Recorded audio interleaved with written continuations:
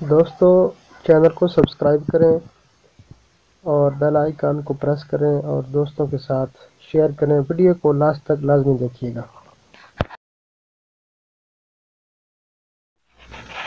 بسم اللہ الرحمن الرحیم۔ السلام علیکم ورحمۃ اللہ وبرکاتہ۔ عدالت کا بڑا فیصلہ، تحریک لبیک یا رسول اللہ کے 52 افراد رہا۔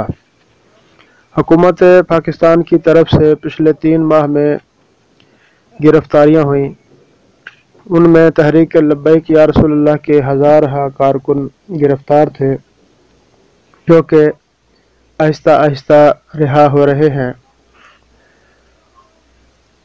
ان میں سے مزید 52 افراد کی رہائی ہو گئی ہے۔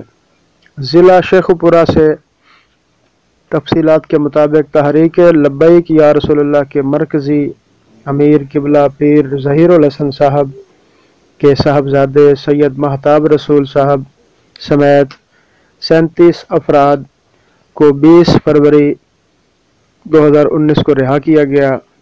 اسی طرح اٹک جیل میں سے 15 افراد کو 23 فروری 2019 بروز ہفتہ کو رہا کر دیا گیا۔ سید مہتاب رسول صاحب نے ایک ویڈیو پیغام میں کہا کہ ابھی تک کافی افراد پابند سلاسل ہیں۔ ان کے ورثاء اور عزیز ہمارے ساتھ رابطہ فرمائیں اور ہم ان کی معاونت کریں گے اور بہت جلد اسیران ختم نبوت کو ہم رہا کروائیں گے۔ تحریک لبیک یا رسول اللہ کے وکلاء کا ایک بڑا پینل مفت خدمات فراہم کرے گا۔ کسی وکیل کو رقم ادا نہ کریں اور ہمارے اس نمبر پر رابطہ کریں یا ہمیں دربار پر آ کر مل لیں۔ ہم آپ کی ضرور بالضرور امداد کریں گے اور کارکنان کو رہا کروائیں گے۔